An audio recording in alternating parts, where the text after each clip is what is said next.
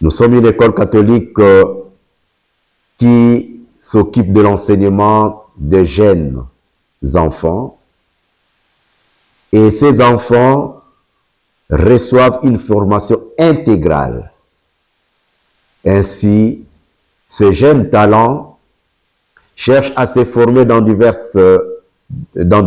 domaines de la culture. Aujourd'hui, nous voulons bien parler de la culture. Et cette culture, nous savons bien que dans notre pays, notre culture n'est plus acceptée par nos jeunes. Nos jeunes se donnent à des cultures étrangères. La culture purement africaine n'est plus suivie par nos jeunes.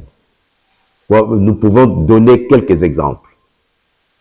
Nos jeunes à la télévision préfèrent suivre des films sur novelas, des films sur, je ne sais que dire encore, des films indiens, et ils oublient nos propres films. Ainsi, nous avons découvert avec l'artiste Gaël dans la troupe théâtrale La Passerelle, qui a essayé un peu de merveiller nos enfants sur les théâtres intitulés, les contes intitulés Une dispute interminable. Et les enfants étaient tellement émerveillés. Émerveillés, ils se sont dit non, nous pouvons nous aussi devenir comme Madame Gaël. Et voilà pourquoi ces enfants cherchent à s'exprimer librement comme Gaël.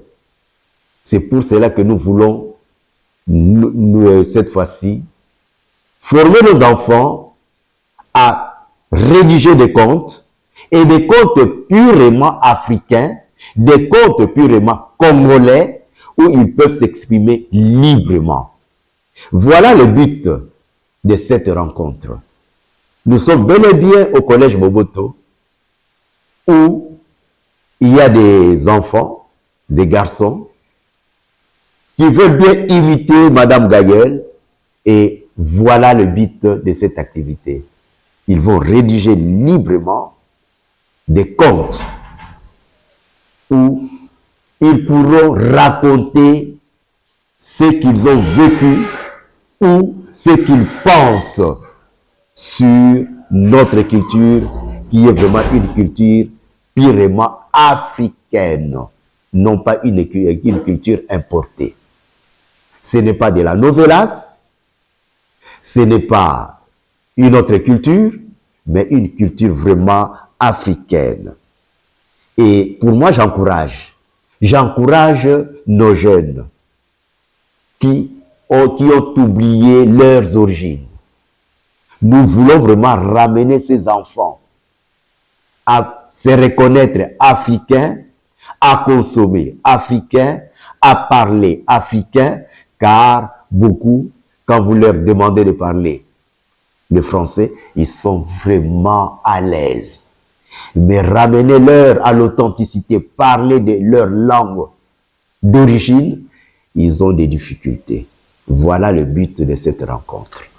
Nous voulons vraiment consommer purement congolais, nous voulons consommer africain avant d'aller à l'Occident, avant d'aller à l'Asiatique, avant d'aller ailleurs. Franchement, Madame Gaël s'était présentée chez nous pour animer une pièce théâtrale. Et je vais dire que la pièce théâtrale s'intitule La dispute interminable. Et là, les enfants étaient émerveillés pour entendre parler d'un village, Ngaïmantung, où les animaux et les humains s'étaient opposés. Il y avait une dispute. Il fallait que le roi trouve une solution à cela. Et cette dispute était vraiment interminable. Et les enfants sont restés avec cela, et cela leur avait marqué, à tel point, ils ont sollicité Madame Gaël, et voilà pourquoi aujourd'hui Madame Gaël a pensé à eux pour cette formation que voici.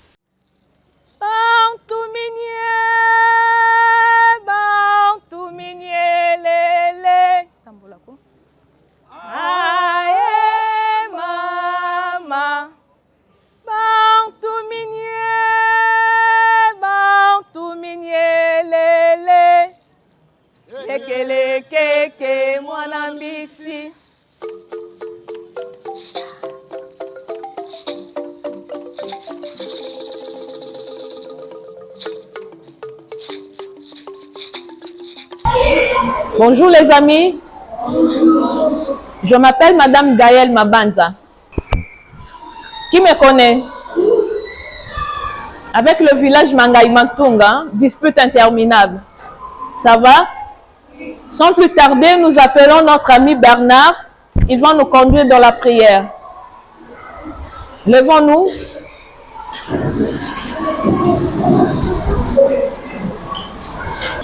Tu peux commencer? Au nom du Père et du Fils et du Saint-Esprit. Amen. Amen. Notre Père qui es aux cieux, Que ton nom soit sanctifié, que ton règne vienne, que ta volonté soit faite sur la terre comme au ciel. Donne-nous aujourd'hui notre pain de ce jour. Pardonne nos offenses, comme nous pardonnons aussi à ceux qui nous font offenser. Mais ne nous laisse pas entrer en tentation, mais délivre-nous du mal, car c'est à toi qu'appartient le règne, la puissance et la gloire pour le siècle des siècles. Amen. au nom du Père et du Fils et du Saint-Esprit. Amen. Merci. Asseyez-vous. Qui peut nous dire c'est quoi un conte? C'est quoi une histoire de conte?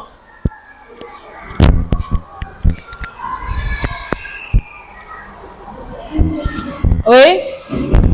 Une histoire traditionnelle. Bravo. Qui encore? Une histoire de conte. Une histoire de conte, c'est une histoire que nous pouvons imaginer faire. Bravo. Une histoire de conte, c'est tout d'abord une histoire traditionnelle. C'est une histoire imaginaire. C'est une histoire qui peut être transmise de bouche à l'oreille. C'est une histoire qui peut aussi être écrite. Ça va? Oui. Parce que le conte a un but moral. Quand nous écrivons une histoire, impérativement, ça doit être du côté moral aussi. Ça doit être ludopédagogique. Ça va nous amuser, en même temps, ça va aussi nous instruire, comme le village Mangai Mantung. On avait tiré des leçons, n'est-ce pas?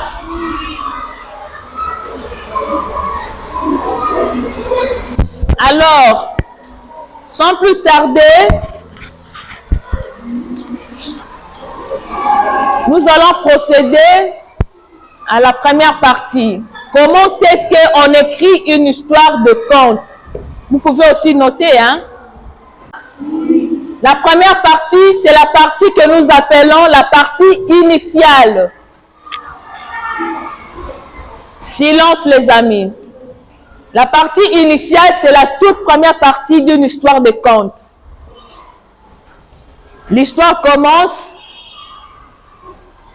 par des formules d'introduction. Par exemple, il était une fois, en ces temps-là, autrefois vivait. Ça va? Et quand vous commencez votre première partie, il y a 3 questions. Où se passe l'histoire? Quand se passe l'histoire? Et qui sont les personnages? Il y a une brève description de votre première partie de votre histoire. Ça va? Oui. Dans ce temps-là, Oui? Vas-y. est-ce que c'est obligé de commencer une histoire avec pendant ce temps-là, il était une fois? Est-ce que c'est vraiment obligé? Oui, ce sont des formules d'introduction. Parce que dans l'histoire des contes, on ne précise pas le temps. On ne précise pas l'année. C'est toujours dans le passé. On se comprend jusque-là? Quand on dit « il était une fois », c'est à l'infini. On ne sait pas vraiment situer l'année, l'époque, comme on dit, dans le temps de Jésus, dans le temps de Moïse, mais dans l'histoire des contes, le temps n'est pas vraiment signifié. C'est toujours dans le passé. Ça va? Oui. Par exemple, l'histoire ici que j'avais dit, Vas-y. j'ai commencé dans un village. Oui. C'est bon ou c'est mal? Continue ta phrase. Dans un village, il y avait une enfant qui s'appelait Rose. Oui, c'est toujours dans le bas parce que tu es dans le passé. Dans la partie initiale, la première partie, le temps de la conjugaison, c'est à l'imparfait. Ça va? Est-ce que si on crée une histoire vraie, une histoire qui s'est vraiment passée, si on raconte une histoire vraie qui s'est vraiment passée, et nous aussi le temps d'une météo qui s'était passé. D'accord. Notre ami pose la question en disant ceci. Si nous écrivons une histoire réelle, premièrement, l'histoire de conte, c'est une histoire de fiction. Une histoire qui n'est pas vraie, mais qui peut être adaptée à notre société. Ça va? C'est une histoire imaginaire. Et quand vous nommez votre village, que ça soit un nom imaginaire, pas de nom propre. On se comprend? Vous pouvez imaginer un nom quelconque et nommer votre village, là où se passe votre histoire. Oui? Attends. Une histoire de conte n'est pas une histoire réelle. C'est une histoire imaginaire. Ça va? Ma question c'est celle-ci. Quand on dit histoire, on répond tous annoncer son faute sans mentir. Et quand on crée son histoire, on ment un peu l'histoire, on fait comme si, on veut un exemple, un super-héros et fait ça, on a un problème. Non, ce n'est pas un problème, comme l'histoire de Kirikou, de Blanche-Neige. Ce sont des histoires imaginaires. Mais quand vous suivez le dessin animé, c'est comme si c'est quelque chose qui est réel. Ça va? On se comprend jusque-là? Oui. Comme l'histoire de Kirikou. Kirikou, petit. Ce sont des histoires imaginaires. Ça va? Donc, à la deuxième partie, il y a un événement qui vient perturber l'ordre. Qui vient perturber l'ordre de votre histoire. Il y a un problème. Qui est peut-être... oui?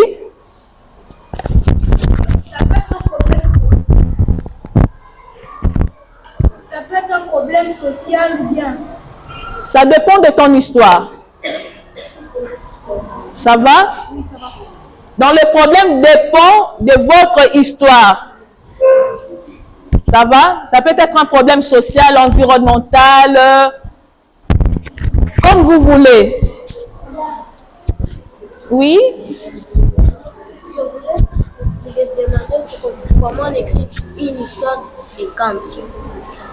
Là, on va parler ça après. Ça va? Je dis la première partie, c'est la partie initiale. C'est le début de votre histoire. La deuxième partie, c'est le partie déclencheur. Il y a un événement perturbateur qui vient troubler votre histoire, qui vient troubler votre héros. Ça va? Une question. Oui? Parlez fort. Si le personnage Attends. Si le personnage que j'avais choisi et il a pris tu as écrit le nom de ton père, par exemple son prénom. Est-ce qu'on pourrait écrire des histoires comme ça? Oui, ça ne dérange pas. Votre attention, dans l'histoire des contes, les personnages peuvent être les humains, les animaux, les objets. Tout est permis dans une histoire de contes. Dans une histoire de contes, une marmite peut parler. Un chien peut parler. L'oiseau peut aussi parler. Ça va? Oui? Attends. Attends.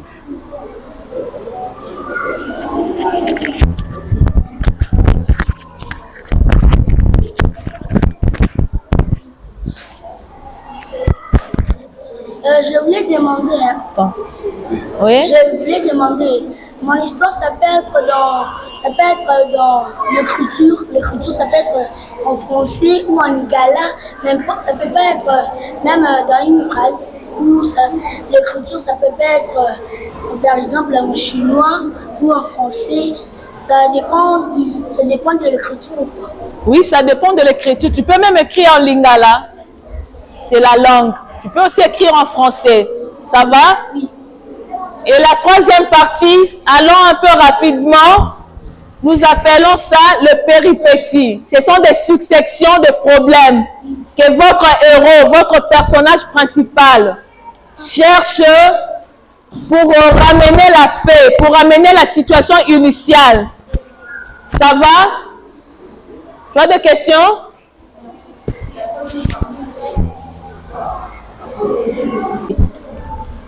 Et la quatrième partie, nous appelons les dénouements. Les dénouements. L'héros maintenant est à mesure de trouver des solutions. Et aussi par l'appui de ses amis. Ça peut être les humains, les animaux, les objets qui peuvent venir en aide à leur héros pour trouver des solutions. Ça va?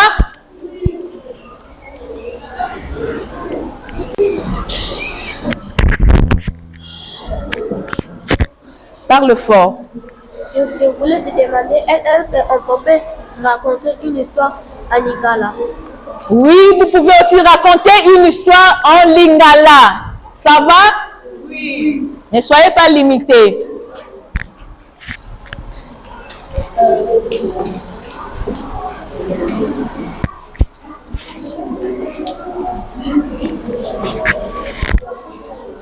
Ma question c'est Silence, les amis.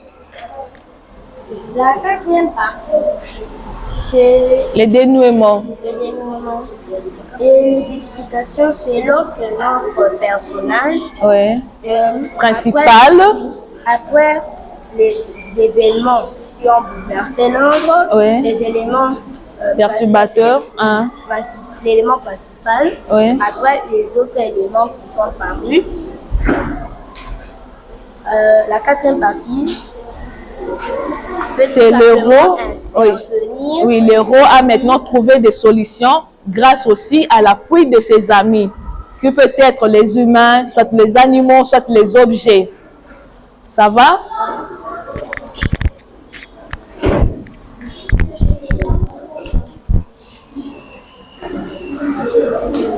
Parlez fort de sorte que vos amis puissent vous entendre. Un conte peut être en plusieurs langues. Pardon? Un conte peut être en plusieurs langues. Oui. Une histoire de conte peut être aussi écrite dans plusieurs langues, même en lingala, en français, en tiluba, en anglais. Ce n'est pas un problème.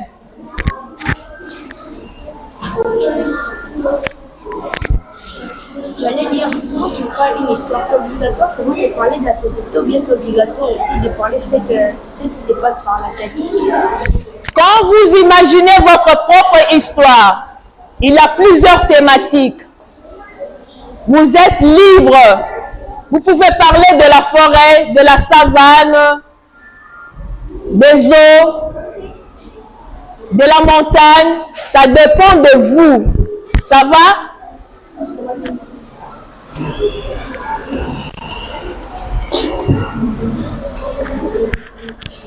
Est-ce que c'est obligé de préciser le pays où se trouve le conte? Oui, impérativement, vous devez nommer le nom de votre village, mais pas de nom propre. Pas en République démocratique du Congo, pas l'Équateur. Vous devez impérativement imaginer un nom qui n'a jamais existé. Ça va? On se comprend jusque-là? Et la toute dernière partie, c'est la situation finale. À la fin, la cinquième partie, les héros avec ses amis ont trouvé des solutions et le village redevint comme était avant. Ça va? Oui. Est-ce que vous pouvez commencer à écrire? Oui. Vous êtes prêts?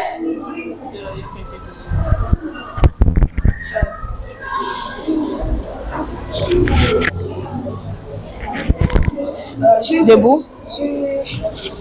Je J'ai une question parce que ici j'ai précisé le pays et c'est un pays qui existe en fait parce que dans l'histoire, son père l'oblige à se marier et elle se marie puis elle fuit pour aller étudier à l'étranger. J'ai précisé le nom du pays. Est-ce que c'est mal? C'est un pays qui existe? Oui. Non. Dans l'histoire des contes, ce sont des noms fictifs qui n'ont jamais existé. Parce que c'est une histoire imaginaire. Quand vous donnez le nom de votre village, par exemple, Congo-Brazzaville, c'est une histoire réelle. Parce que le Congo-Brazzaville existe, Congo-Kinshasa existe, le Gabon existe. Vous devez imaginer, comme Mangaïmatou n'a jamais existé. Ça va? Vous pouvez commencer à écrire? Oui. Vous êtes prêts? Oui. Ok.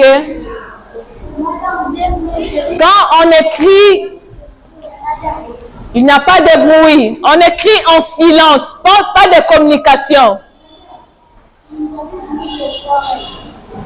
J'ai donné toutes les 5. La première partie, c'est la situation initiale.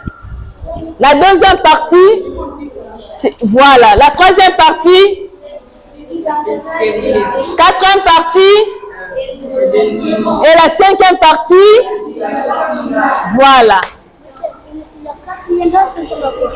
C'était pour le brouillon. Allez, imaginez votre histoire. Imaginez votre propre histoire dans le silence, pas de communication. N'oubliez pas d'écrire votre nom, votre salle de classe, votre direction.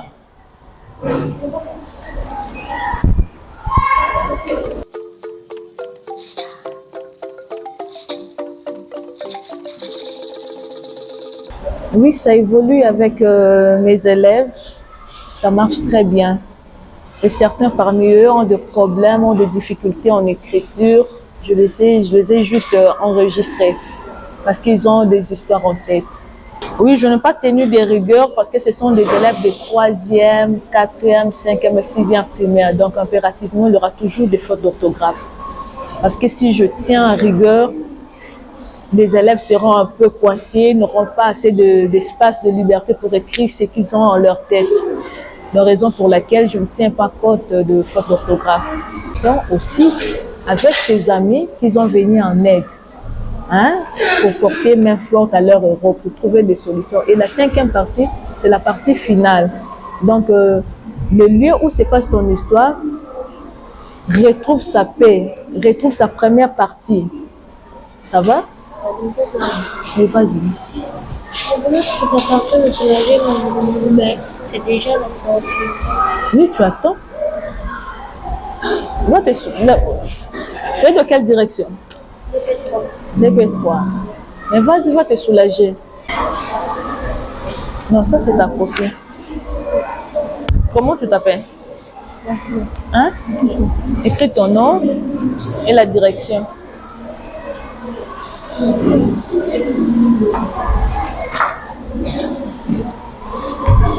Épée, c'est quelle épée?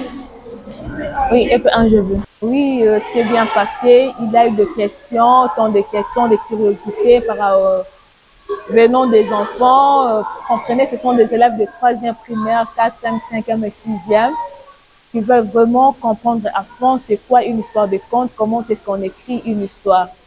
Et nous étions en mesure de répondre à toutes leurs questions. Et voilà, nous venons de ramasser les copies de leurs histoires.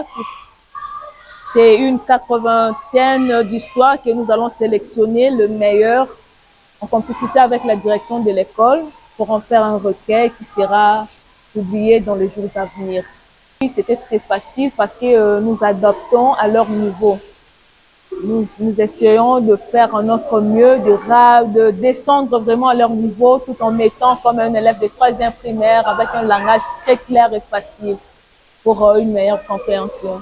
C'était beaucoup plus parce que les élèves ont la notion de la réalité. Or, dans une histoire de conte, c'est la fiction. C'est une histoire imaginaire. Donc, nous étions là pour booster les élèves, de pousser leurs réflexions plus loin pour concevoir une histoire imaginaire. Non, non, non, non, non, non, pas du tout. On peut écrire en lingala, en swahili, en tuluba, en kikongo, en français, en anglais, selon la langue que tu maîtrises très bien.